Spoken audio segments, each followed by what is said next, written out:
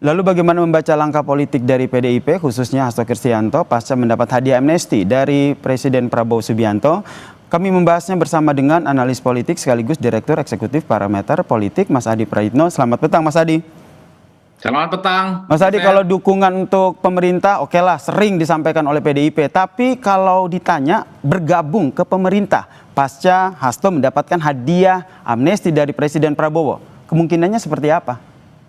Kalau untuk saat ini saya termasuk yang tidak yakin bahwa PDIP itu akan bergabung dengan pemerintah, berkoalisi dengan Prabowo dengan cara misalnya ada kader-kader PDIP yang kemudian menjadi menteri. Saya tidak yakin dalam konteks itu.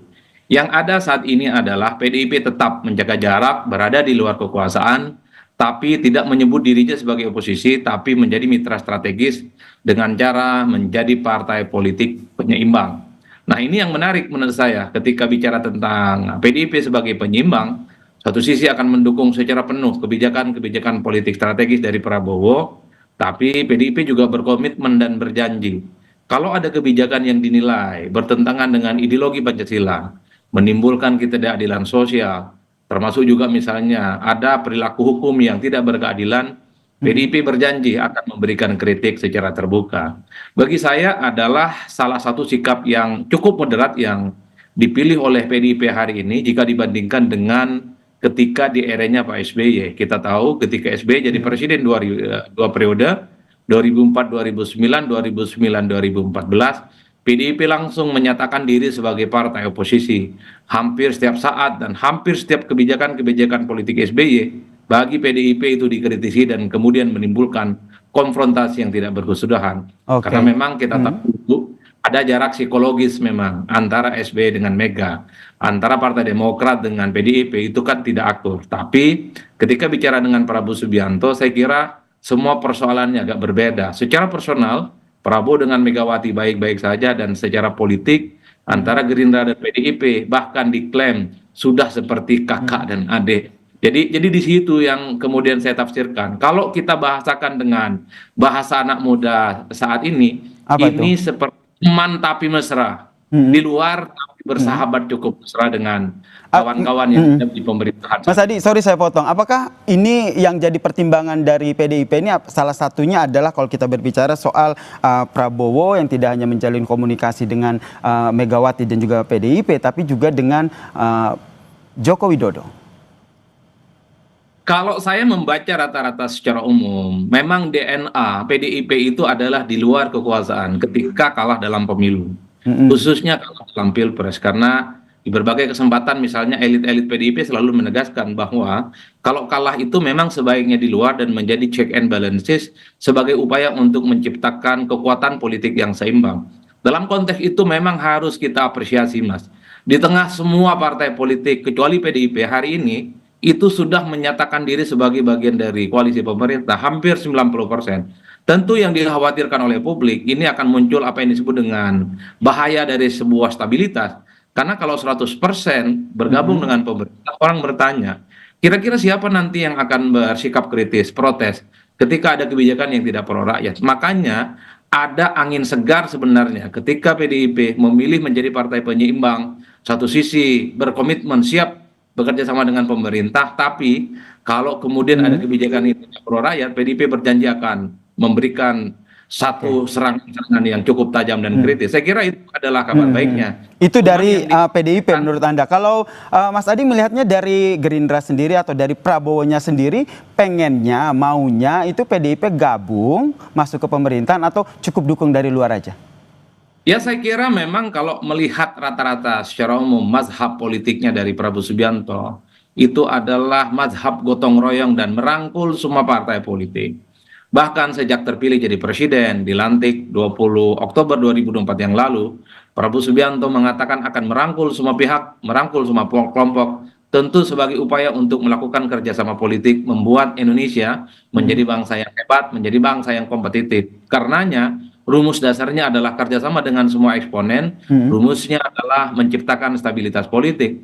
Tentu dari lubuk hati yang paling dalam, kekuasaan hari ini berharap juga PDIP sebagai partai pemenang pileg bergabung menjadi bagian di dalamnya, tentu untuk memperkuat bagaimana menghadapi persoalan-persoalan yang dihadapi. Tapi bagi saya, gabungnya PDIP ke pemerintahan Pak Prabowo itu hanya sebatas formalitas. Karena secara substansi kalau kita mau jujur, PDIP Oke. itu dalam banyak hal sudah tegak lurus dan mendukung penuh program-program strategis Pak Prabowo. Kenaikan PPN 12% didukung, revisi Undang-Undang TNI didukung, soal program makan bergizi gratis didukung, soal sekolah rakyat didukung, dan Semuanya seterusnya didukung begitu ya Mas Adi ya? didukung secara total. Mm-mm. Nah, yang dikhawatirkan oleh publik adalah ketika PDIP bicara tentang menjadi partai penyimbang, justru sikapnya agak sedikit melunak, lebih banyak pro-nya kepada pemerintah dan kritisnya proporsinya lebih sedikit. Kenapa Itulah yang demikian Mas Adi? dikhawatirkan. Karena kalau kita lihat ini kan hadiah dari Prabowo ini kan nggak main-main begitu, amnesti loh ini untuk Sekjen PDIP saat itu yaitu Hasto Kristianto. Tentu ada deal-dealan ataupun lobby-lobby yang lain yang dilakukan oleh Prabowo dan juga Megawati Soekarno Putri begitu. Ya, saya kira sifatnya sangat prediktif lah kalau ada asumsi-asumsi macam itu.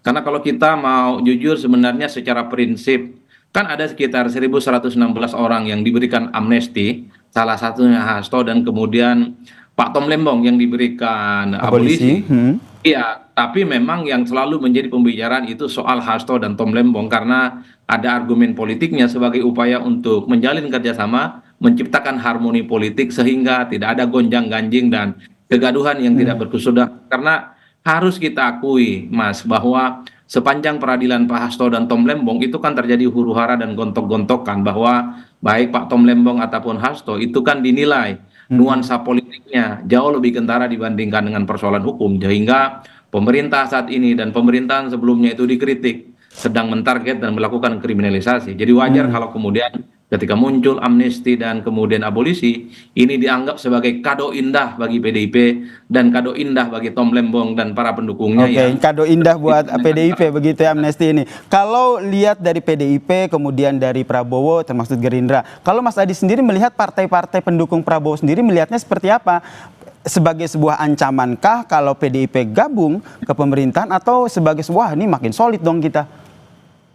kalau mau jujur sebenarnya secara alamiah menambah orang baru, menambah partai baru yang tidak berkoalisi dari awal ini tentu akan menimbulkan gejolak, tapi pasti tidak akan ditampilkan.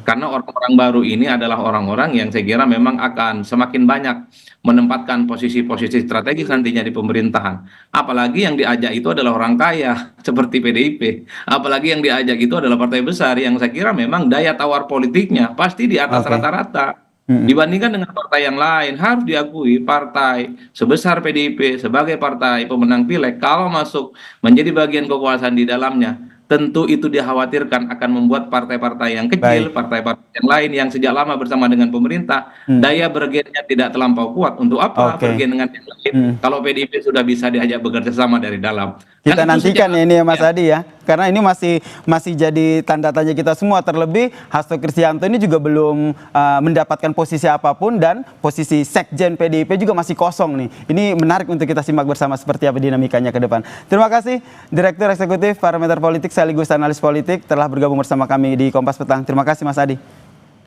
Terima kasih Mas, selamat sore. Usai jeda saudara di Kompas Petang.